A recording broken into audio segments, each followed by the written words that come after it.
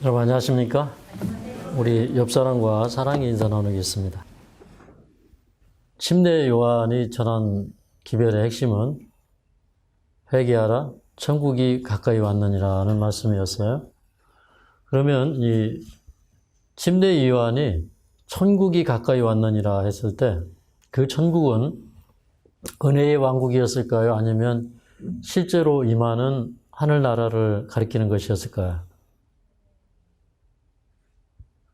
여러분 생각은 어떻습니까? 실제 왕궁이 같아요? 은혜의 왕궁이 같아요?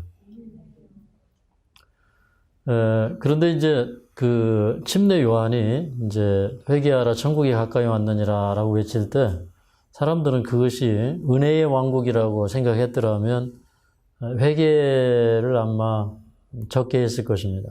많은 사람들이 그 하나님의 나라가 도래한다고 실제적으로 믿었기 때문에 그 하나님의 나라의 그 도래를 위해서 그들은 침례 요한에게 나아가서 죄를 고백하고 회개하는 일을 했어요. 그래서 이제 회개하라는 그런 부름에 응했고, 그 다음에 그들이 실제적으로 회개하고 죄를 버리는 그런 예식이 바로 침례였습니다. 그래서 그들의 그 침례나 그들의 회개는 실제적인 것이었다고 하는 것이에요. 그러면 이 마지막 시대에 예수님 오시기 전에 똑같은 기별이 외쳐질까요? 마지막 시대에는 외쳐지는 기별이 어떤 기별일까요? 그 역시 회개하라, 천국이 가까이 왔느니라. 그래서 모든 기별은 이렇게 한 줄로 요약할 수 있어요. 회개하라, 천국이 가까이 왔느니라.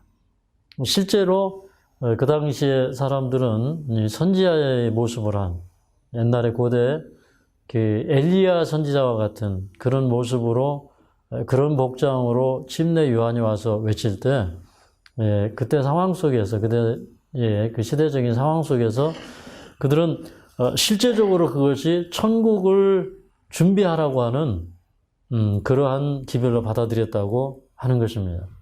근데 실제로 천국은 금방 임하지 않았지만 이제 은혜의 왕국이 그들에게 믿음으로 시작이 되었고, 또 어떻게 보면 예수님께서 지상에 와서 예수님과 함께 지내는 그곳이 사실은 천국이었다고 그렇게 생각을 합니다. 그래서 이제 오늘 우리도 그 침례 요한의 기별로 돌아가서 똑같은 기별을 살펴볼 필요가 있고요. 그 다음에 이제 오늘 그 얘기를 통해서 그 당시의 사람들은 정말로 많은 계층의 사람들이 침례 요한에게 나와서 이제 회개하고 또 침례를 받고 그렇게 했는데, 침례 요한의 기별은 그때 당시에 큰 빛으로 인도하는 작은 빛이었어요. 그러면 큰 빛은 누구였을까요? 예수님. 그 다음에 침례 요한은 작은 빛이었어요. 근데 만약에 그 침례 요한이 와서 그런 기별을 전하지 않았더라면 어쩌면 대부분의 사람들이 예수님의 기별을 거절했을 것 같습니다. 왜 그러냐면 예수님은 더 밝은 빛이었어요. 그래서 이 작은 빛을 거절하는 사람들은 큰 빛을 볼 수 없었을 것 같은데, 실제로 이제 뭐 예수님의 처음 제자들, 요한, 안드레, 뭐 그 야고보, 베드로, 이제 이런 그 제자들이 그 침례 요한의 제자였던 것으로 보이고, 또 이런 제자들이 예수님의 제자가 되고, 또 침례 요한의 기별을 접했던 많은 사람들이 예수님의 기별을 받아들였어요. 그래서 어떻게 보면 이제 그 천국의 실체이신 그 예수님이 이 세상으로 오실 때는 그 예수님을 볼 때 뭐가 보였냐면 하나님의 형상이 보였어요. 하나님의 품성이 보였어요. 그런데 그 품성의 빛은 너무나 탁월한 것이어서 사람들이 그것을 받아들이기는 너무 어려웠어요. 그냥 뭐 돈 얼마 내면 천국 가는 티켓 주겠다. 돈 얼마 내면 하늘나라의 한 자리를 차지할 수 있게 해주겠다. 그런 방법이었다면 사람들은 복음을 너무나 쉽게 받아들였을 것입니다. 그런데 예수님은 하나님의 형상을 가지고 그대로 오셨어요. 그래서 예수님이 전하는 모든 기별들은 뭐냐면 어두운 가운데서 사람들을 불러내어 빛 가운데 행하게 하는 그런 기별이었어요. 그리고 그 기별을 받아들이려면은 정말로 회개하고 돌이키는 그런 경험들이 꼭 필요했어요. 그래서 그걸 더 직접적으로 예수님의 기별 속에서는 볼 수가 있었기 때문에 그래서 사람들은 예수님을 거절했습니다. 그러니까 이제 그들이 바라는 그 세상 왕국에 앉은 그런 메시아, 그런 메시아라면 그들의 야망을 충족시켜 주시기에 충분했죠. 그러나 예수님이 이 세상에 오셨을 때 흙수저로 오시고 고용 모양도 없고 풍채도 없고 사람들이 흠모할 만한 아무것들도 없어서 쉽게 말하면 그 당시 세상 사람들의 야망을 망조시켜 줄 만한 어떤 것도 없었어요. 그냥 영적인 빛으로 그리고 영적인 눈으로 그분을 바라볼 때만 그분께서 주시는 기별들을 이해할 수가 있었습니다. 오늘 이제 저는 그 침례 요한이 어떻게 그렇게 효과적인 사명을 감당할 수 있었고 예수님의 출임을 예비하는데 성공적인 임무를 수행했는가를 보면서 오늘날 이제 예수님의 재림을 준비해야 되는 시대 또 재림 직전에 살고 있는 우리들이 그 침례 요한의 기별을 살펴보면서 천국의 준비는 실제적인 것이었고 천국은 이렇게 맞이하는 것이구나 하는 그런 실제적인 경험이 우리에게 이르러오기를 간절히 바랍니다. 먼저 이제 그 누가복음의 이제 침례 요한의 출생에서부터 또 침례 요한의 전체적인 기별들을 우리가 함께 살펴보도록 그렇게 하겠습니다. 자, 누가복음 1장입니다. 5절부터 7절까지 있는 내용입니다. 한번 읽어보겠습니다. 시작. 유대왕 헤롯 때에 아비야 반열에 제사장 하나가 있으니 이름은 사가랴요. 그 아내는 아론의 자손이니 이름은 엘리사벳이라. 이 두 사람이 하나님 앞에 의인이니 주의 모든 계명과 규례대로 흠이 없이 행하더라. 엘리사벳이 수태를 못함으로 저희가 무자하고 두 사람의 나이 많더라. 여기 보니까 이제 침례 요한의 부모가 소개되고 있어요. 그런데 이 시대적인 배경을 유대 왕 헤롯 때라고 얘기하고 있습니다. 유대 왕 헤롯 때, 헤롯 대왕을 얘기하는데 이 헤롯 대왕 때에 예수님이 탄생하십니다. 이 헤롯 왕이 통치하고 있던 그 시대에 이제 하나님께서 이 사가랴와 엘리사벳이라는 두 사람을 선택해서 이제 그들 사이에서 한 아이가 출생하고 그 다음에 그 아이는 이 세상에 와서 특별한 사명을 감당해야 되기 때문에 하나님께서 특별한 섭리로 세상에 태어나게 하는데 이 두 사람은 그럴 만한 그 자격이 있고 또 그릇이 되었는데 여기 성경에 보니까 이 두 사람은 의인이요. 주의 모든 계명과 규례대로 흠이 없이 행하더라 그렇게 기록하고 있어요.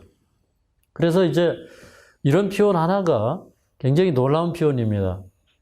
정말로 의롭게 살고 싶고 또 거듭나고 싶은 사람에게는 이런 말을 읽을 때 이것이 하나의 충격이고 예수님의 출임을 예비했던 이런 사람들은 거듭난 사람이었구나 하는 사실을 우리가 알 수가 있어요.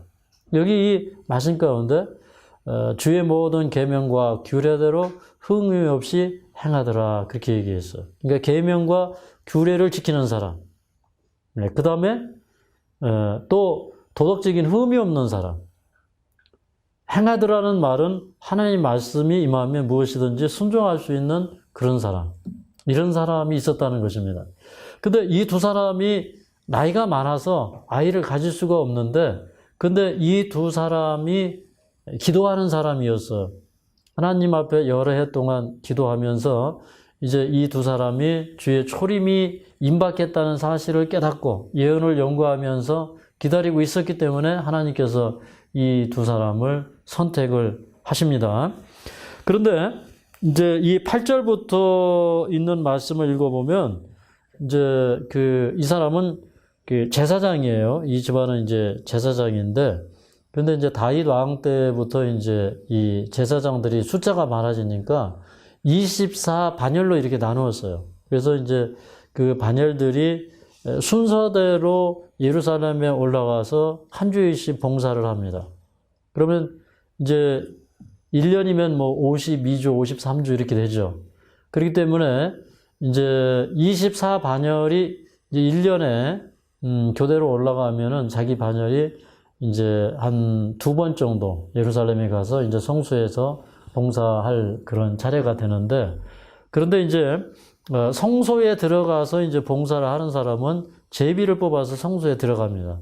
그런데 이제 이 성경에 보면 우리 하나님의 뜻과 섭리를 결정할 때 이렇게 제비를 뽑는 이제 그런 풍습이 있죠. 이것도 하나님께로 온 방법이기도 하고. 그런데 제비를 뽑았는데 이 사가랴가 뽑혔어요. 하나님의 섭리가 있는 겁니다.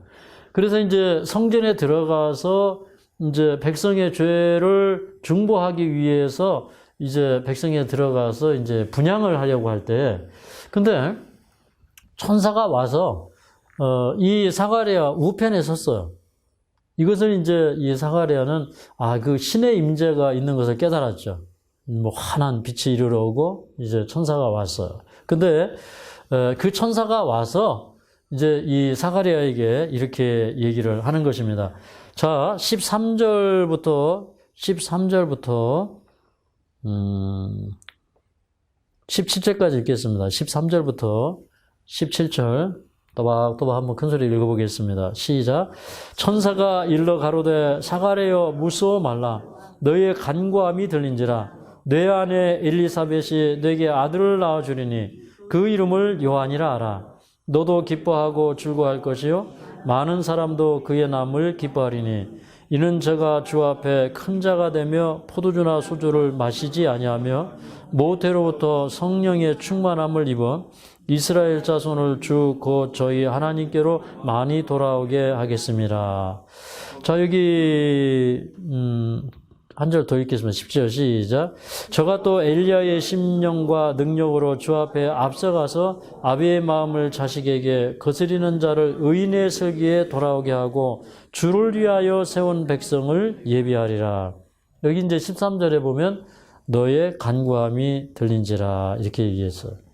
그러니까 이 사람들은 기도했다는 것입니다. 근데 단지 아이의 출생을 위해서 기도한 것이 아니라 이제 주의 초림이 임박했기 때문에 이제 그때 당시에 이제 자녀를 갖는다고 하는 것은 특별한 믿음의 의미가 있었다고 하는 것이죠. 그걸 놓고 기도할 때에 이제 하나님께서 그 기도를 들어주시기 위해서 오셨다고 하는 겁니다. 근데 이제 내 아내 엘리사벳이 내게 아들을 낳아줄 것인데 그 이름을 요한이라고 하라. 그렇게 얘기했는데 그때 이제 그런 얘기를 들을 때 이 사가랴가 온전히 믿지를 못하고 두려워하는 장면도 소개가 됩니다. 그렇지만 이제 그 엘리사벳에게 또 사가랴에게 주시는 그 천사, 이 천사는 우리가 가브리엘 천사였을 것이다 이렇게 생각을 해볼 수가 있어요.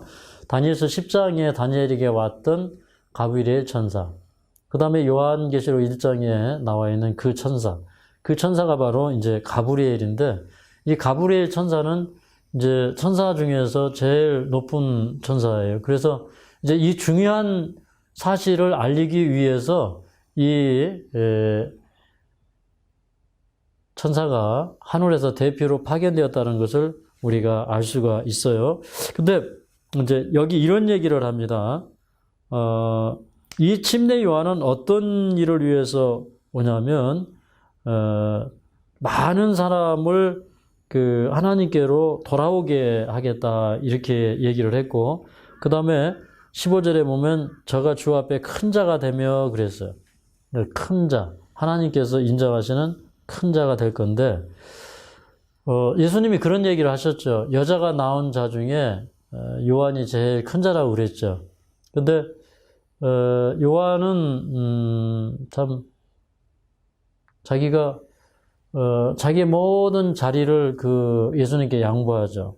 저는 흥하여야 하고 나는 쇠하여야 하리라. 그러면서 많은 사람들이 인기가 자신에게서 예수님께로 쏠릴 때 이 침례 요한은 그는 흥하여야 하고 나는 쇠하여야 하리라 하고 자기를 낮추고 자기를 양보하는 이제 그런 모습을 볼 수가 있습니다. 오늘 이제 이 침례 요한 얘기를 여러분에게 드리지만, 사실은 이게 그냥 우리가 다 아는 얘기가 아니라, 지금부터 이제 제가 풀어나가는 얘기는 굉장히 흥미진진하고 중요한 내용이 될 것입니다. 근데 여기 이제 이 침례 요한이 하는 얘기가 자, 큰 자가 될 거다. 그러면서 사실 이 침례 요한은 모든 영광을 티끌 가운데 묻고 오직 하나님의 영광을 위하여 자기는 참 이렇게 소리 없이 사라진 그냥 그 참 온 유다 백성들을 그 뭐라고 그럴까요? 두려워하게 하고 복음으로 흔들었던 이 침례 요한이 자기는 그냥 그 옥중에서 그 목베임을 당하고 그리고 이제 말없이 사라져 버리죠. 근데 이제 그렇게 이 큰 자가 되기 위해서 여기 하나의 방침을 주는데 포도주나 소주를 마시지 아니하며 그렇게 얘기했어요. 그러니까 이 사람은 포도주나 소주를 마시지 아니할 것이었어요. 그러니까 이 절제의 공과를 가리킨 거예요. 우리 이제 마가복음 1장이나 또 그다음에 마태복음 3장 이런 부분에 보면 침례 요한의 음식이 나옵니다. 그 침례 요한이 뭘 먹었다고요? 메뚜기와 석청을 먹었다. 그래서 메뚜기는 뭐라고요? 콩과 식물이고 석청은 꿀이라. 그런데 여기 이 천사가 와서 얘기할 때에 포도주나 소주를 마시지 아니하며라고 이렇게 그냥 여기는 간단하게 기록이 되어 있지만 사실은 그때 천사가 와서 이 건강개혁에 대하여 어릴 때부터 심지어는 모태에서부터 그 건강개혁을 통해서 이 아이를 교육해야 되는 것을 이 천사가 설명해 줬으면 알 수가 있어요. 네. 그래서 이제 정말 예수님의 초림을 준비하는 이 사람이 건강개혁의 그 기별을 받고 천사로부터 그걸 받고 어릴 때부터 건강개혁을 실천했다고 하는 사실을 알 수가 있어요. 이 마지막 시대에도 예수님의 초림을 준비하는, 재림을 준비하는 사람들은 건강개혁자들이 되어야 합니다. 네, 그래서 여기 아주 그 아이의 교육에 있어서 뭐 육식을 먹지 않고 채식을 하고 그 다음에 그 알코올을 입에 대지 아니하고 오늘날 그 몸에 안 좋은 그런 음료들이 많죠. 뭐 꼭 술이 아니라고 할지라도 많은 탄산 음료들이 있는데 이런 것들을 마시지 않는 것이 영적인 사람을 만드는데 가장 필요한 그런 메시지라고 하는 것이에요. 그러니까 똑같은 성경을 읽어도 우리가 이런 말씀 속에서 이런 그 건강 개혁의 빛을 깨달아야 됩니다. 이게 오늘날 시대에 주는 굉장히 아름다운 기별이고 이제 이런 사람이 앞으로 나아가서 많은 사람을 하나님께로 돌아오게 하고 그 다음에 이런 사람이 나가서 외칠 때 그 영적으로 충만한 빛을 발하고 또 영적인 힘이 있을 것이었어요. 그래서 이 사람을 영적인 그 거성을 만들기 위해서 거장을 만들기 위해서 이제 이 가브리엘이 얘기는 뭐냐면 어릴 때부터 건강개혁을 하라 이 말입니다. 이것이 얼마나 이 중요한 얘기인지를 몰라요. 그 다음에 이제 또 모태로부터 성령의 충만함을 입어 그렇게 얘기했어요. 근데 사실은 이제 하나님의 은혜는 일방적이지 않아요. 아무리 이 부부에게 이러한 그 특권이 허락해졌을지라도 하나님께서 이것을 그들에게 그 특권을 주셨다 할지라도 그들이 이것을 받아들이고 믿지 아니하면 이 축복은 그들에게 임하지 아니하고 다른 사람에게 옮겨갈 것이었어요. 그러나 이 부부가 이것을 받아들이고 그것을 정말 하나님께서 주시는 특권으로 알고 살았기 때문에 사실은 이 축복이 그들에게서 이루어진 것입니다.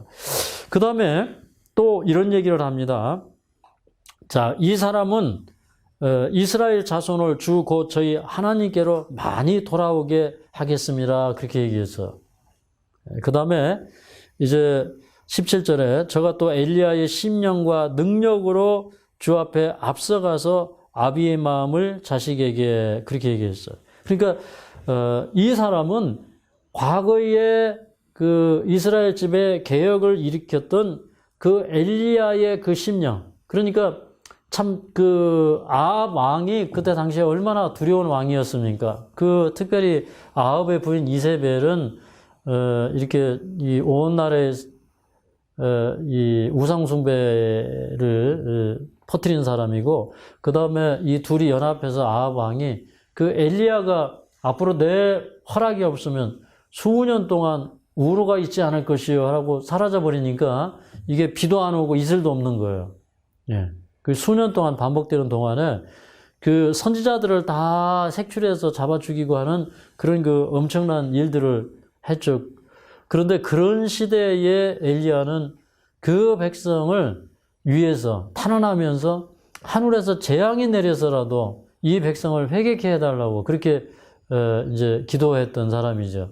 어쨌든 그가 이제 먼저 그런 기도를 했고, 뭐 비는 나중에 오지 않았고, 그런 재앙을 통해서 또 그가 이스라엘 백성들을 깨우고, 또 갈멜산에서 그 많은 바알 선지자, 아세라 선지자와 그 아합 왕과 맞서서 홀로 하나님 편에 서서 외쳤던 그러한 담대한 선지자였어요.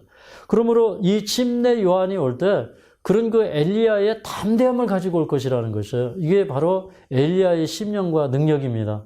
그래서 자기 혼자 그 분연이 일어나서 하나님의 약속과 이 말씀을 믿고 일어나서 온 그 나라의 그 우상 숭배 세력과 맞설 수 있던 그런 심령과 능력을 가지고 침례 요한이 올 것이다 이 말이에요. 그래서 그렇게 성령이 충만하게 부어지기 위해서 이 부부에게 하신 말씀이 뭐냐면 모태로부터 성령 충만한 그러한 경험을 해야 돼요. 그러니까 엄마, 아버지가 절제 생활하고 더 하나님의 말씀을 받들기 위해서 영적으로 깨어 있어야 하는 그런 상황이었다 이 말입니다.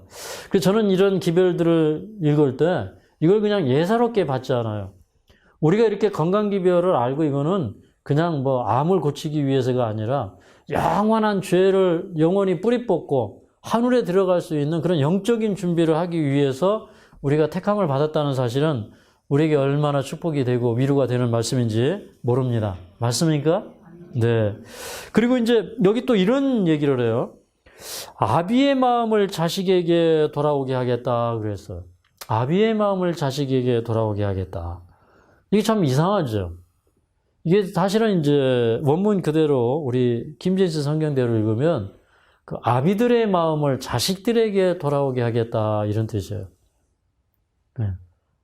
그러니까 이제 뭐 하나님의 마음을 우리가 그 읽을 수 있도록 하나님의 마음을 이해할 수 있도록 이렇게 뭐 전달하게 하는 것이 또 선지자의 사명이기 때문에 뭐 그런 맥락에서도 읽을 수 있겠지만 그러나 오늘 아침에 이 말씀을 다시 읽으면서 제가 더 확실하게 깨달았다고 생각이 되는 건 이게 바로 무슨 얘기냐면 교육개혁의 얘기예요. 이게 아비들이 어떻게 자녀를 교육할 줄 알게 되는 거예요. 누구를 통해서? 침례 요한을 통해서. 이 침례 요한은 그러니까 그 당시에 먹는 것, 입는 것, 그 다음에 다른 사람들처럼 뭐 납비 학교 다니면서 세상 문화 속에서 배운 것이 아니라 이 침례 요한이 사는 곳은 이사야 선지자도 이 침례 요한은 광야에서 나타날 것을 예언했죠. 이사야 40장에도 광야에 외치는 자의 소리라고 이렇게 얘기를 하고 있어요. 그래서 그런 세상의 문화 속에서 벗어나서 부패케 하는 영향력에서 벗어나서 그런 영적인 성결을 위해서 천연계 속에서 하나님과 동행하면서 그 아버지 사가리야에게서 성경을 배우면서 다른 사람들이 먹는 거 다 먹지 않고 채식하고 그렇게 절제 생활을 배우고 또 그리고 다른 사람들 있는 대로 살지 않고 또 다른 사람들이 사는 그런 주거 환경 속에서 살지 않고 자연계 속에서 살면서 오로지 주의 오심을 위해서 정말 어릴 때부터 큰 제목으로 성장하기 위해서 그런 특별한 교육과 환경 속에 있었다고 하는 것입니다. 이걸 보면서 이게 무엇이냐면 그러면 그때 당시에 이 침례 요한을 보면서 사람들이 무슨 생각을 했을까요? 아, 자식 교육은 저렇게 시켜야 돼. 제가 이제 뭐 가끔 이제 이런 얘기를 합니다. 제가 이제 저희 딸이 이제 저는 이제 이 그 교육 개혁에 대한 그러니까 이런 침례 요한의 이런 삶, 이런 모델 이런 것들을 좀 늦게 깨달았어요. 그래서 이제 제가 이런 기별을 전하기 시작할 때 이미 우리 딸은 뭐 거의 대학생이 되어 있었어요.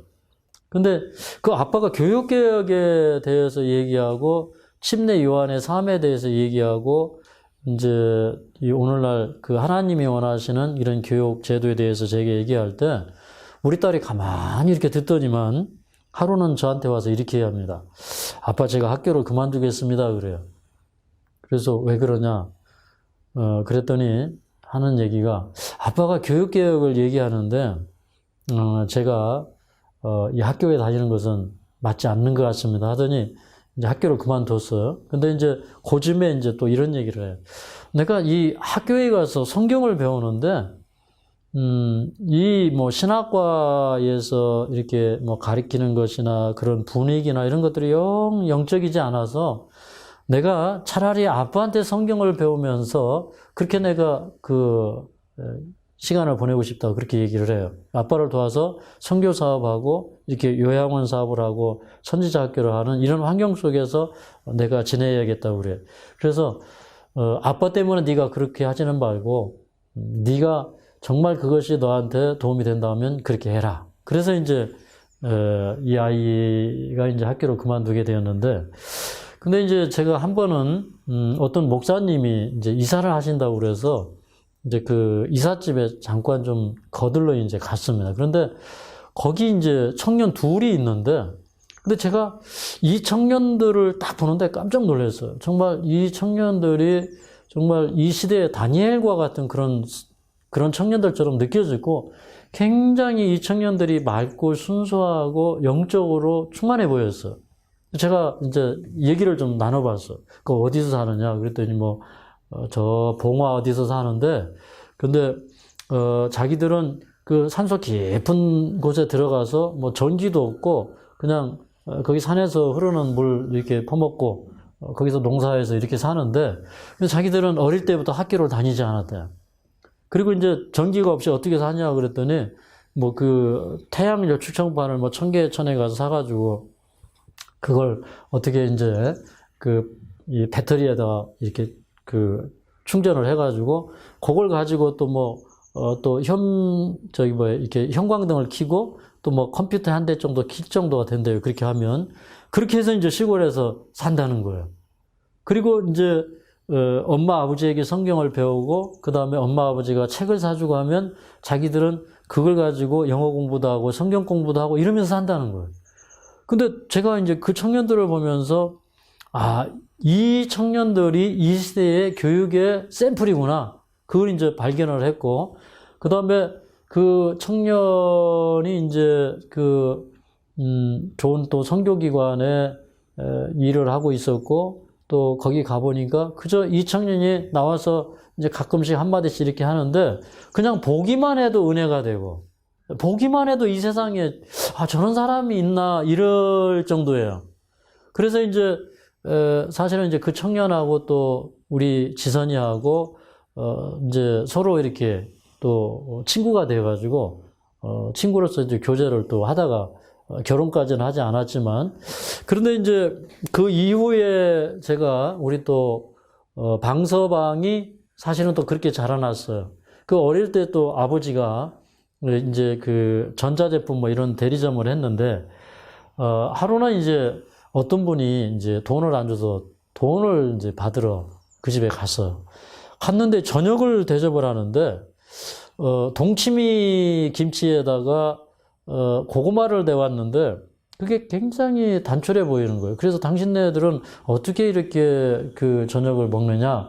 그랬더니 우리가 좋은 음식, 올바른 식사를 보고, 우리가 이제 이렇게 하고 있다. 그래서 이제 그 책을 선물 받아가지고 와서 읽어보니까 이게 너무 좋은 거예요. 그래서 이제 이분은 참 순수한 사람이에요. 그래서 이 책을 접하자마자, 이 사람은, 자기가 하던 사업을 접고, 그 다음에 이제 보령시 어떤 산소 깊은 곳에 들어갔어요. 그리고 거기에서 이제 그 말씀, 음식물에 관한 권면을 읽으면서 이제 건강개혁을 받아들이고 하나님을 믿기 시작하고, 그 다음에 아이들을 학교에 보내지 않고 거기서 교육을 했어. 아이들이 학교에 보냈더니 집에서는 현미밥 싸주니까 가가지고 백미 먹고, 집에서는 채소를 싸주니까 친구들하고 고기 나누어 먹고 이러니까, 야, 이거 안 되겠다 싶어서 그 아버지가 학교 그만둬 해가지고 그 음식물 때문에 학교를 그만두게 했어요. 이게 뭐냐면 아비의 마음을 자녀에게로 돌아오게 하는 역사였어요. 그러니까 어떻게 교육을 할지 깨달았다 이 말이에요. 근데 이 말씀을 읽으면서 이게 오늘날 교육개혁에 해당되는 것이고 아버지가 자녀 교육을 마지막 시대에 어떻게 시켜야 되는지 그걸 가르쳐주는 성경의 가르침이라고 받아들이는 사람은 없을 것 같아요. 근데 여러분 제가 그냥 드리는 말씀이 아닙니다. 저도 이 말씀을 여러 번 읽으면서 이 말씀이 제 마음속에 확정적으로 온 메시지예요. 근데 그 아버지에게 그는 심령이 임해서 이 아이를 학교에 보내지 않았어요. 그런데 이 아이들이 어릴 때부터 양봉 배우고 농사 짓는 거 배우고 또 뭐 건축도 배우고 그다음에 그냥 책 사서 집에서 영어 공부하고 이러면서 그 저희 방서방이 뭐 또 책을 여러 권 써서 지금 무슨 뭐 밥상의 혁명인가요? 뭐 그런 책도 쓰고 뭐 하여튼 여러 권의 책을 써서 지금 이제 서점에도 나가고 있고 그다음에 이제 시온의 동산이 지금 부흥하고 있잖아요. 네. 근데 그 동생과 같이 그런 교육을 받았어. 그래서 저는 이제 이런 걸 보면서 이 주변의 사람들이 처음에는 이걸 이해를 못했어요. 근데 지금은 이제 그 뭐 동생도 우리 방서방 동생도 결혼을 했는데 그 서울대학병원의 간호사하고 만나서 이제 결혼 생활을 하고 있는데 근데 그 서울대학병원의 간호사가 왜 그 집에 시집을 가겠습니까? 학교도 그 초등학교도 졸업을 안 한 그런 사람인데 세상에 귀한 사람이다 이 말이죠. 뭔가 다르고 그다음에 명석하고 더 지혜롭고요. 그래서 성경의 교육의 우수함을 증명하는 이제 그런 청년들이에요. 근데 저는 이런 그 교육의 이상이 성경에 있는 것입니다. 그래서 이제 아비들의 마음을 자녀들에게로 이게 그 성경대로의 그 읽음입니다. 킹제임스 성경에는 이렇게 얘기했어요. 그는 엘리야의 영과 능력을 가지고 주 앞에 앞서가서 아비들의 마음을 자식들에게로 불순종한 자들을 의인들의 지혜로 돌아오게 하며 주를 위하여 마련해 놓은 백성을 예비시키리라고 하더라. 그렇게 얘기했어요. 그러니까 아비들이 자식들 어떻게 교육을 시켜야 될지 침례 요한을 보고 깨닫도록 한 거예요.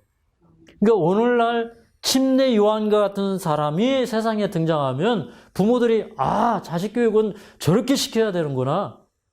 저렇게 교육을 시켜야 하나님께서 쓰실 수 있는 큰 인물이 되는구나. 이걸 깨닫게 되는 것이에요. 아멘입니까? 그래서 오늘날도 침례 요한은 이 개혁의 모델이 되는 것입니다. 그 다음에 실제적으로 사람들에게서 일어난 일이 뭐냐면 그 거스리는 자, 불순종하는 자들이 순종해서 의인이 되고 의인의 지혜로 돌아오는 거예요. 그 의인들의 지혜로 돌아오는 거예요. 그러니까 이 영적인 사람은 의인들의 지혜를 배워요. 그 의인들의 지혜가 뭘까요? 우리 믿음의 선조들의 역사를 연구하고 배우게 되는 거예요. 그 모압 광야에서 이 침례 요한이 성경을 얼마나 많이 연구했던지 그 요한이 나타나서 이 사람들에게 가서 말씀을 전할 때 사람들은 그 사람이 과거의 엘리야인 줄 알고 또 어떤 사람은 이 사람이 과거의 모세가 돌아온 줄 알았다 이 말이에요. 모세가 살아서 돌아온 줄 알았어요. 그래서 요한복음 1장에 보면 당신이 그 선지자냐? 뭐 그렇게 물어봤잖아요. 그죠? 당신이 엘리야냐? 이렇게 물어봐. 그때 나는 아니라 나는 엘리야도 아니고 그 선지자도 아니고 그러니까 나는 그 선지자 모세도 아니고 나는 메시아도 아니다. 나는 그냥 주의 길을 예비하기 위해서 길을 닦는 광야에 외치는 자의 소리라 그렇게 얘기를 하는데 그거 얼마나 빛이 충만하고 그 성경과 역사와 예언에 관한 빛이 충만했던지 사람들은 그렇게 침례 요한을 볼 수밖에 없었고 큰 인물이 나타났다고 그렇게 믿게 되었습니다. 그래서 이제 예수님의 초림을 예비하는 것이 가능하게 되었습니다. 근데 이제 여기 보면 뭐 이 스가랴가 이런 기별을 들은 다음에 처음에 이제 그 가브리엘 천사 앞에 섰을 때 그게 너무너무 이제 기도하고 기다렸던 것인데 너무 엄청난 메시지가 저한테 왔기 때문에 처음에 약간 좀 불신했어요. 그래서 이제 그 벙어리가 되죠. 그래서 성소에 들어가는 제사장은 이제 백성들의 그 죄를 위해서 기도하고 또 메시아의 오심을 위해서 기도하고 이런 일을 해야 되는데 이 벙어리가 돼가지고 그걸 못했어요. 그러다가 나중에 이제 침례 요한이 태어나고 그 다음에 일가 친척들과 함께 그 할례를 행하고 8일 만에 할례를 행하고 그 다음에 이름을 지을 때 그가 이 서판으로 요한이라고 이렇게 딱 쓸 때 그때 이제 입이 풀려가지고 예언을 하는데 그때 성령이 충만해집니다. 이게 이제 성경에서 이 두 사람은 의인이요 하나님의 모든 계명대로 흠이 없이 주의 모든 계명대로 흠이 없이 행하더라 했던 사람임에도 불구하고 그러니까 엄청난 기별이 왔을 때 그 약간 불신하는 그런 모습을 또 보기도 하는데 어쨌든 그러나 하나님께서 보실 때 이 부분은 의인이라고 그렇게 얘기를 하고 있어요. 그래서 이제 뭐 그 의인이라고 해서 어떻게 보면 뭐 절대 뭐 죄를 지을 수 없는 그런 사람은 아니에요. 그죠? 의인도 때로는 연약해지기도 합니다. 근데 또 그렇다고 해서 성경이 의인도 연약할 수 있다 이렇게 얘기하는 건 아니고 뭐 천사도 죄 지을 가능성이 있고 의인도 죄 지을 가능성은 이제 그죠? 그러나 우리는 우리가 의롭게 살 수 있고 하나님의 뜻대로 살 수 있다 이걸 믿어야 됩니다. 그 다음에 이제 그 사가랴가 성령의 충만함을 입어서 예언을 하기 시작하는데 여기 1장 67절부터 이렇게 쭉 좀 보면 이제 이런 얘기를 합니다. 제가 좀 읽어 내려가면서 설명을 하겠습니다. 그 붙인 사가랴가 성령의 충만함을 입어 예언하여 가로되 찬송하리로다 주 이스라엘의 하나님이여 그 백성을 돌아보사 속량하시며 우리를 위하여 구원의 뿔을 그종 다윗의 집에 일으키셨으니 이것은 주께서 예로부터 거룩한 선지자의 입으로 말씀하신 바와 같이 우리 원수에게서와 우리를 미워하는 모든 자의 손에서 구원하시는 구원이라. 우리 조상을 긍휼히 여기시며 그 거룩한 언약을 기억하셨으니 곧 우리 조상 아브라함에게 맹세하신 맹세라. 우리로 원수의 손에서 건지심을 입고 종신토록 주의 앞에서 성결과 의로 두려움이 없이 섬기게 하리라 하셨도다. 여기 특별히 이제 이 말씀을 하나하나 이렇게 읽으면 이 말씀 자체가 굉장히 깊은 의미인데 다 설명을 드리지 못하니까 여기 74절과 75절에 있는 말씀을 좀 드리자면 우리로 원수의 손에서 건지심을 입고 종신토록 주의 앞에서 성결과 의로 두려움 없이 섬기게 하리라. 이거는 이제 어떤 메시지를 담고 있는 말씀이냐면 하나님의 백성들이 그때 당시에 유대인들은 그 원수가 뭐 자기들을 지배하는 로마, 이방의 세력, 이런 세력들이었거든요. 이런 속에서 이 나라가 해방함을 받고 또 종신토록 주의 앞에서라고 그러니까 임하시는 메시아 앞에서 그들의 성결과 의로 주님을 경외하며 섬길 수 있는 그런 그 왕국. 다시 말해서 그들은 그 킹덤을 왕국을 고대하고 있어서. 그러니까 이 사가랴가 성령이 충만해서 이 예언했을 때 이 그 예언의 메시지 가운데는 어떤 말씀이냐면 그때 당시에 유대인들은 그것을 당장 이르러 오는 하나님의 나라로 인식을 했죠. 근데 이 메시지는 실제적으로는요, 그때 당시에 이제 그런 사람들에게 진짜 뭐 그 은혜의 왕국이 임하고, 뭐 영광의 왕국이 임하는, 실제 그 나라가 임하는 게 아니라 그들에게는 실제로는 은혜의 왕국이었지만 마지막에 살고 있는 우리에게는 이것이 문자 그대로 성취되어서 우리는 하늘에 들어갈 것이에요. 네, 우리가 침례 요한과 같은 그런 사명을 감당한 다음에 우리는 이제 영원토록 주의 앞에서 성결과 의로 두려움 없이 주님을 섬길 수 있는 그런 나라에서 살게 될 거예요. 여러분 우리가 이 사가랴가 보니까 의인인데도 천사 앞에 섰을 때 두려움을 느꼈어요. 많은 자책 속에서. 그 다음에 그 엄청난 약속을 받아들이기를 주저했어요. 근데 여기 뭐라고 했냐면 이제 우리가 준비되면 성결해지고 거룩해지고 의롭게 되면 하나님 앞에서 두려움 없이 하나님을 섬길 수 있는 그런 하늘에 가서 할 수 있는 사람들이 된다는 것입니다. 아멘입니까? 네.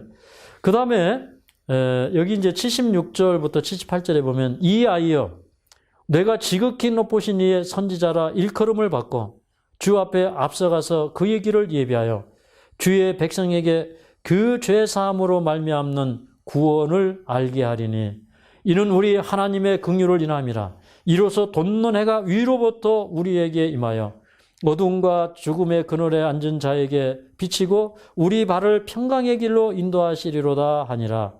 아이가 자라며 심령이 강하여지며 이스라엘에게 나타나는 날까지 빈들에 있으니라. 그런데 여기 이제 77절에 이 침례 요한이 나아가서 사람들에게 큰 각성을 일으키는데 그게 뭐냐면 죄 사함으로 말미암는 구원이었어. 그러면 어떻게 사람들이 죄에 대한 용서의 필요성을 일으키고 각성이 일어났느냐? 여러분 이런 거예요. 죄는 무엇이냐면 세상 사람들이 먹고 세상 사람들이 입고 세상 사람들이 마시는 대로 사는 게 이게 죄예요. 아시겠죠? 죄는 남들이 다 하는 거 하는 게 죄예요. 이해 가십니까? 근데 남들이 하는 거 다 해도 괜찮으면 그건 세상에 죄가 없어요. 그러니까 성경의 관점으로 보면 모든 사람이 죄인이에요. 근데 우리 관점에서 보면 우리는 죄인이 하나도 없어요. 근데 그게 죄예요. 좀 이런 말씀 어떤지 모르겠어요. 여러분들이 아이들이 보내는 그 학교에 다 보내고 여러분들이 세상 사람들 먹는 거 다 먹이고 여러분들이 추구하면서 살아가는 이 모든 것이 다 죄라 이 말이에요. 근데 침례 요한은 그렇지 않았기 때문에 달랐기 때문에 그것을 죄라고 얘기할 수 있었단 말이에요. 그러니까 실제적으로 죄를 버리고 죄로부터 구원받고 하는 경험들이 무엇인지 경험적으로 일어나는 그 백성들이 된 거예요. 그러니까 주님의 나라가 그들에게 실제적으로 임할 수 있도록 준비시키는 일이 이루어진 거예요. 그러니까 그게 됐기 때문에 그것은 침례 요한의 작은 빛이었어요. 죄의 사함으로 말미암는 구원의 경험, 또 죄의 사함을 얻게 하는 회개의 침례를 받는 경험은 작은 빛의 경험이었다면 그때 이제 드디어 이제 말라기 4장 2절에 말씀하신 것처럼 내 이름을 경외하는 너희에게는 의로운 해가 떠올라서 무엇하는 광선을 발하리니? 치료하는 광선을 발하리니. 그래서 오늘 이 말씀을 읽으면서 제 마음속에 확 오는 생각은 무엇이냐면 그렇다.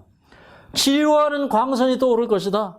근데 제가 어제 드린 말씀이 뭐냐면 우리 이제 그 예수님이 이 두로 지역에 갔을 때 한 집에 이렇게 몰래 들어갔다가 나오셨죠. 그러다가 수로보니게 여인한테 이렇게 들켜가지고 또 이제 그 사람을 구원해주고 그 다음에 또 이제 저쪽 두로를 통해서 대가볼리를 통해서 거라사를 통해서 이제 그 다시 오셨을 때 그때 이제 사람들이 이렇게 기먹고 어눌한 자를 데려왔는데 예수님이 그 회중에게서 떠나가셨어요.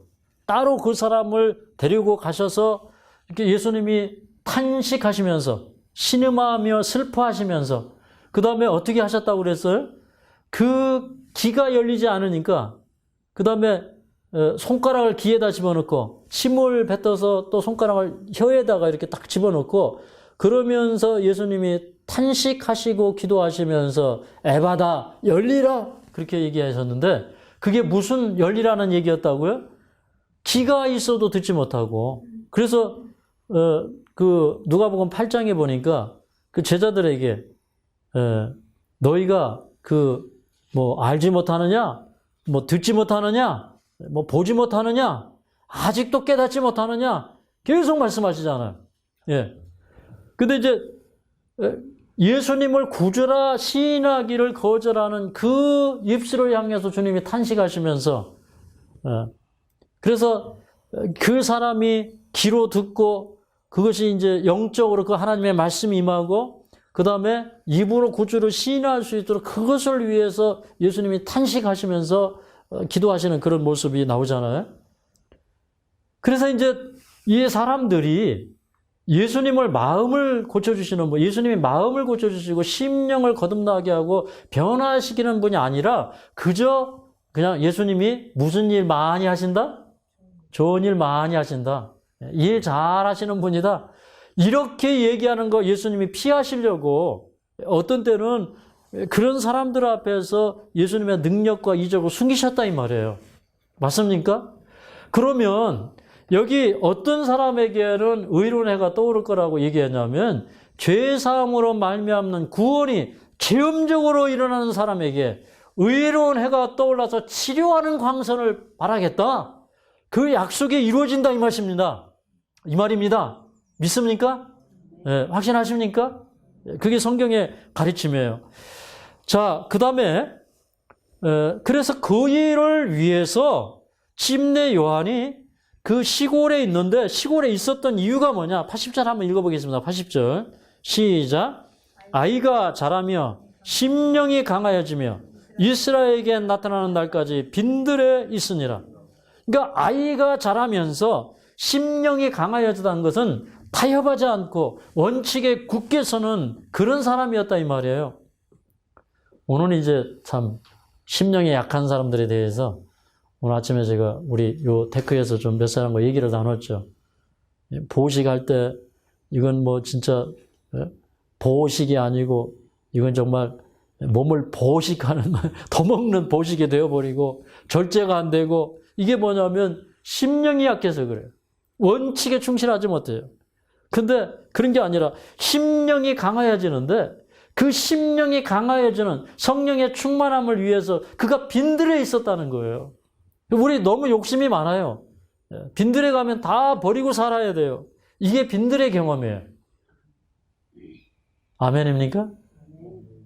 그 빈들에 성령이 단비처럼 내리는 거예요. 자, 그 다음에 침례 요한이 나가서 어떤 기별을 외쳤는지 마태복음 3장으로 가겠습니다. 마태복음 3장. 자, 마태복음 3장 이제 침례 요한이 광야에서 드디어 회개하라 천국이 가까이 왔느니라 이렇게 외치기 시작해요. 마태복음 3장 2절에 보면. 근데 이때 당시의 시대적인 상황이 어땠냐면 이제 헤롯 왕이 죽고 그 다음에 아켈라오가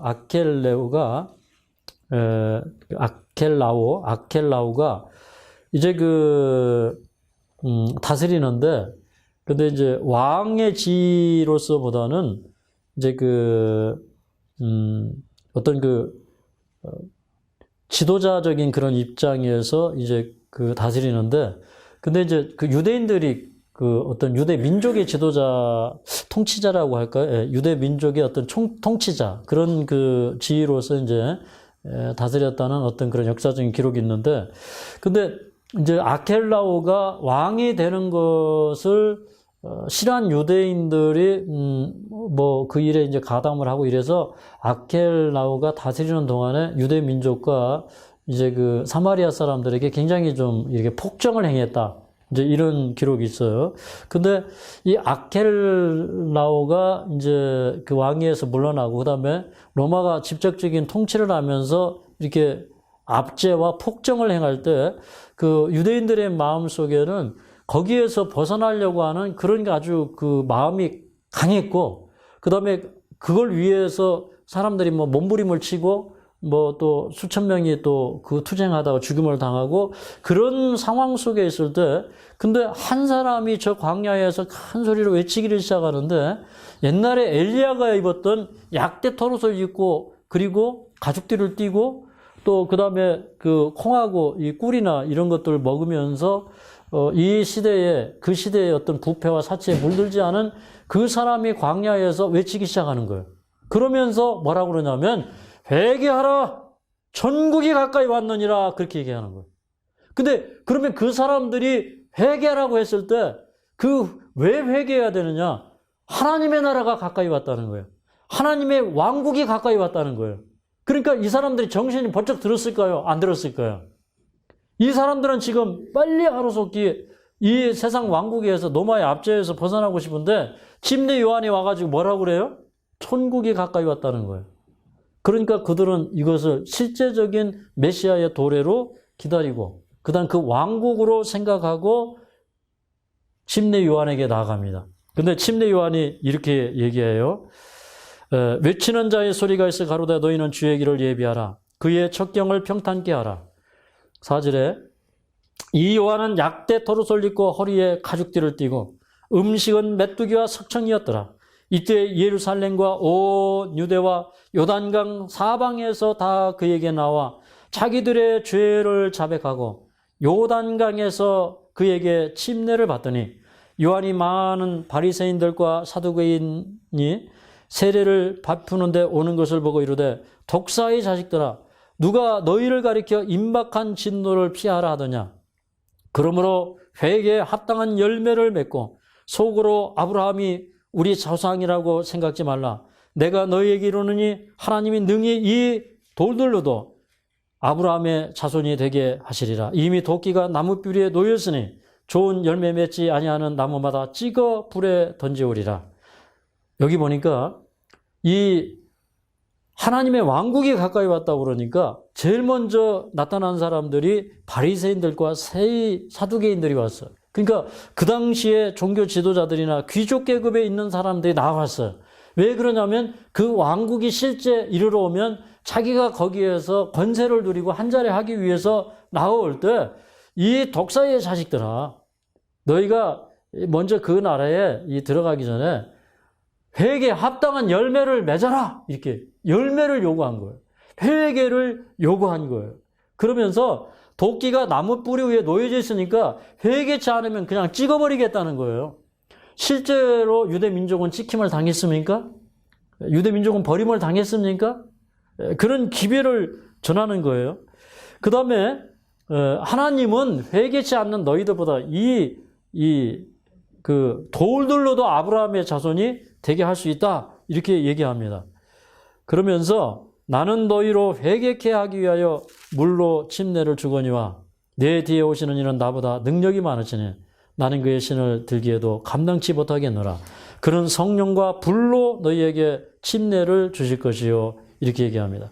그러니까 자기는 그냥 모래침례 사람들에게 회개를 주는 그 메시지를 가지고 온 사람에 불과하지만 근데 메시아가 오시면 성령과 불로 침례를 주실 것이다 이렇게 얘기하면서 여기 이제 이 말씀을 조금 더 우리가 구체적으로 살펴보려면 우리 누가복음 3장으로 가겠습니다. 누가복음 3장. 누가복음 3장. 이 말씀 여러분이 계속 보면서 좀 연구하시기 바랍니다. 누가복음 3장에 보면 이렇게 얘기합니다. 자, 이제 이런 기별을 전할 때 10절에 이렇게 얘기합니다. 3장 10절. 누가복음 3장 10절에. 자, 읽겠습니다. 시작. 무리가 물어 가로되 그리하면 우리가 무엇을 하리이까? 여러분 이렇게 되어야 돼요. 그러니까 이 침례요한이 그들을 향해서 강력한 기별을 전하고 회개하라고 할 때 도대체 당신들이 그 왕국에 들어갈 만한 열매가 무엇이냐 이 말이에요. 회개하고 죄를 버리라 이 말입니다. 아무 자격이 없다 이 말이에요. 그러면 우리가 무엇을 하리까 이렇게 물어봤어요. 네. 이런 마음이 우리 속에서 막 불꽃처럼 일어나야 돼요. 불같이 일어나야 돼요. 그러면 내가 무엇을 하리까? 제가 2000년도에 주님 앞에 했던 기도가 이거예요. 제가 무엇을 해야 됩니까? 제가 무엇을 버려야 됩니까? 제가 앞으로 무엇하고 살아야 됩니까? 그냥 완전히 버리고 새롭게 되는 그런 경험을 해야 돼요. 그런데 침례 요한이 이렇게 얘기했어요. 자, 여기 10절부터 14절까지 읽어보겠습니다. 10절부터 14절 시작. 무리가 물어 가로되 그러면 우리가 무엇을 하리까? 대답하여 가로되 옷 2벌 있는 자는 옷 없는 자에게 나눠줄 것이요 먹을 것이 있는 자는 그렇게 할 것이니라고. 세리들도 세리를 받고자 하여 와서 가로되 선생이여 우리는 무엇을 하리까 하며 가로되 정한 새 외에는 늑진치 말라 하고 군병들도 물어 가로되 우리는 무엇을 하리까 하며 가로되 사람에게 강포하지 말고 무수하지 말고 받는 요를 족한 줄로 알라 하니라. 그러니까 여기 보니까 무리도 오고 그 다음에 세리들도 오고 군인들도 오고 세리들에게는 정한 새 외에는 늑진치 말라. 그 다음에 군병들에게는 사람들에게 광포하지 말라. 또 이렇게 무소하지 말라. 받는 요를 족하게 여기라. 그러면서 각 계급을 향해서 정말 어떤 메시지를 정했어요?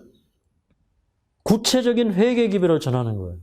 그러니까 천국의 기별은 뭐냐면 천국에 들어가기 전에 구체적인 회개 기별을 전하는 거예요. 전부 여러분 마음대로 하십시오.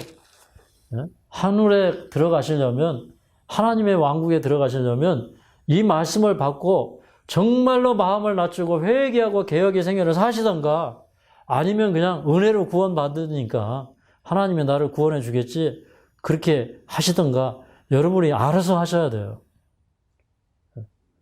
정말 알아서 하라는 얘기가 아니라 정말 우리 깨어나야 됩니다. 안 그렇습니까? 네.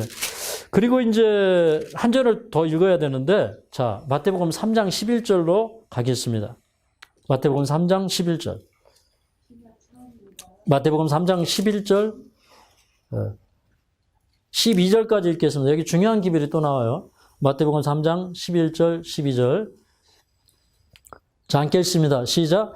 나는 너희로 회개케 하기 위하여 물로 침례를 주거니와 내 뒤에 오시는 이는 나보다 능력이 많으시니 나는 그의 신을 들기도 감당치 못하겠노라. 그런 성령과 불로 너희에게 침례를 주실 것이요 손에 키를 들고 자기의 타작마당을 정하게 하사 알곡은 모아 곳간에 들이고 쭉정이는 꺼지지 않는 불에 태우시리라.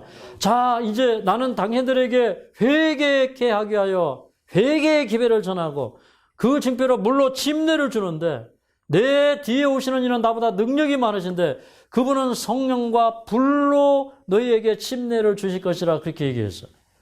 그러면 자, 그 다음에 이제 그 보충 설명이 나와요. 자, 메시아의 사명이 무엇인가? 그 메시아가 손에 키를 들고 타작마당을 정하게 한다 그랬어요. 여러분 키질 해보셨어요? 제가 작년에도 키 하나 사다가 좀 콩을 좀 이렇게 까불어 봤어요. 네. 그러면 이거 키질할 때 뭐가 필요해요? 뭐가 필요합니까? 바람이 필요해요. 바람이. 그 다음에 이제 바람을 이용해서 키질을 해요. 지금 중요한 진리를 설명하는 거예요. 바람을 이용해서 키질을 해요. 그 다음에 쭉정이는 어디다 태워요? 불에 태워요. 그러니까 예수님이 오실 때 바람을 이용해서 키질을 하고 쭉정이는 불에 태워요. 그게 성령과 불의 침례예요. 요거 우리 사도행전 2장으로 가보겠습니다. 사도행전 2장. 사도행전 2장. 사도행전 2장. 여기 성령이 임하는데 어떻게 임하냐면 자, 사도행전 2장 2절부터 3절입니다. 사도행전 2장 2절부터 3절. 자, 2절 3절을 읽겠습니다. 시작. 호련히 하늘로부터 급하고 강한 바람 같은 소리가 있어 저희의 앉은 온 집에 가득하며 불의 혀같이 갈라지는 것이 저희에게 보여 각 사람에게 임하여 있더니 저희가 다 성령의 충만함을 받고 성령이 말하게 하심을 따라 다른 방언으로 말하기를 시작하니라.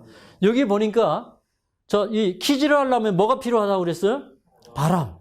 그런데 성령이 올 때 여기 성령이 뭐같이 임했어요? 여기 보니까 급하고 강한 바람같이 임했어요. 여러분 성령 달라고 기도하죠. 그런데 준비되지 않는 사람이 바람이 오면 어떻게 될까요? 날아가 버려요. 뭐만 남아요? 알곡만 남아요.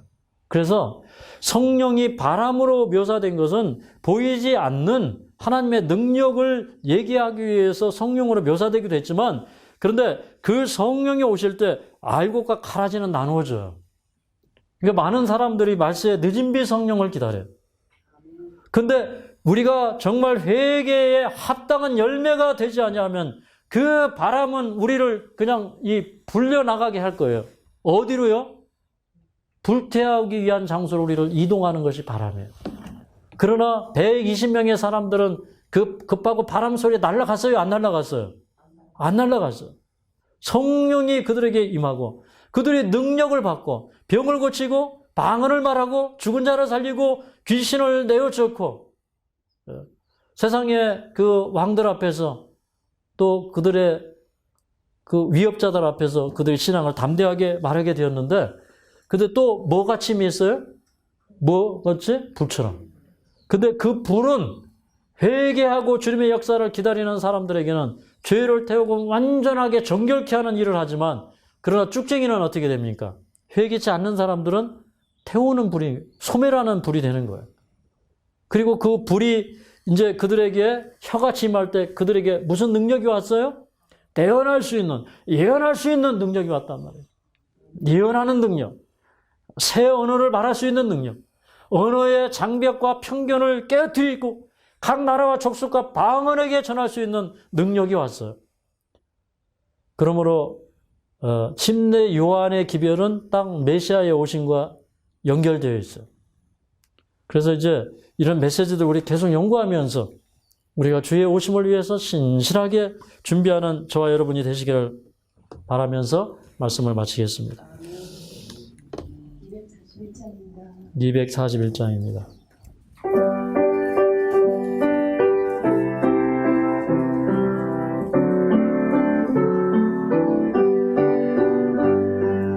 하나님 아버지 주신 책이 귀하고 중하신 말씀이세.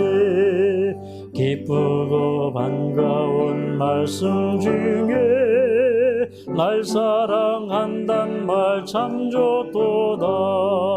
주 예수 너를 사랑하니 즐겁고도 즐겁도다. 주 예수 나를 사랑하니 나는 참 기쁘다. 구속의 은혜를 저버리고 어긋난 딴 길로 가다가도 예수의 사랑만 생각하며 곧 다시 예수께 돌아오리. 주 나를 사랑하시오니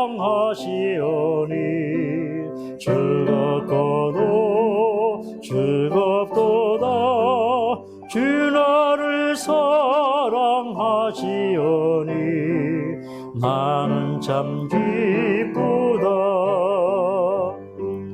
구주의 영광을 바라보며 예수의 사랑을 찬양하리. 영원히 찬양할 나의 노래. 예수의 사랑이 귀하도다. 주 나를 사랑하시오니 즐겁고도 즐겁도다. 주 나를 사랑하시오니 나는 참 기쁘다. 주 예수 날 사랑하시오니 내가 또 예수를 사랑하리. 날 구해 주시려 내려오사 십자가 위에서 죽으셨네. 주 나를 사랑하시오니 즐겁고도 즐겁도다. 주 나를 사랑하시오니 나는 참 기쁘다. 주 예수 날 사랑하시오니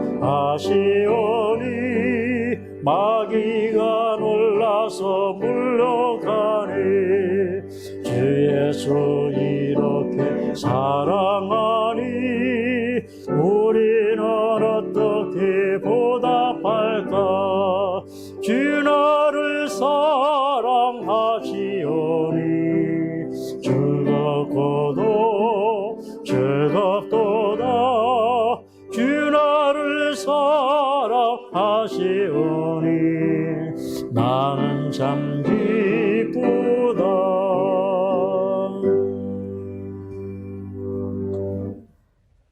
자비하신 하나님, 침례 요한이 회개하라 천국이 가까이 왔느니라고 외쳤을 때 그 기별이 무엇인지 우리가 느끼고 실감할 수 있도록 도와주셔서 감사합니다. 주님도 곧 이어서 회개하라 천국이 가까이 왔느니라 외쳤던 그 기별이 오늘 우리 심령 속에 매리치게 하여 주시옵소서. 주께서 성령으로 이 시간도 회개하고 천국을 예비하라고 하는 기별을 주시지 않습니까? 우리가 살 날이 영원한 줄 알지만 우리의 생명은 참으로 하루살이의 생명처럼 끝날 것입니다. 주님, 이러한 때에 우리가 회개하고 영원한 나라를 준비할 수 있도록 도와주시옵소서.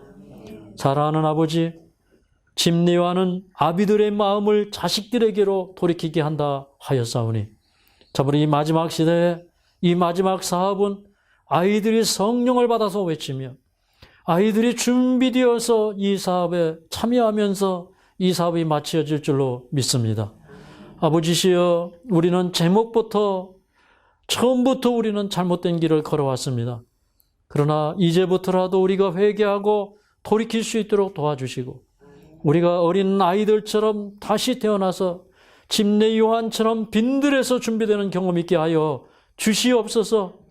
참으로 엘리야의 심령과 능력으로 옷 입으며 약대 토롯을 입고 또 메뚜기와 석청을 먹고 그가 회개하라 천국이 가까이 왔느니라 외쳤던 것처럼 우리도 그가 먹었던 예복과 음식과 그가 입었던 예복을 입을 수 있도록 도와주시고 그가 살았던 빈들에 있도록 광야에 있도록 도와주시옵소서.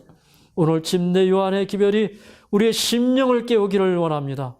주님의 재림을 예비하는 자들이 절제하며 살고 거룩하게 살고 세상에 부패케 하는 영향에서 분리해서 사는 것이 얼마나 중요한 의미인지 주님께서는 성령을 통하여 우리에게 깨우쳐 주시기를 원하시오며 참으로 우리에게 죄사함을 얻게 하는 회개의 침례와 능력으로 베풀어지는 성령과 불의 침례를 통해서 하나님의 나라에 들어갈 수 있도록 준비시키는 이 기별이 오늘 우리 심령 속에서 불처럼 일어날 수 있도록 도와주시고 오늘 이 간단해서 선포된 말씀이 우리의 심령에 불을 붙이는 불꽃이 되도록 축복하여 주시옵소서.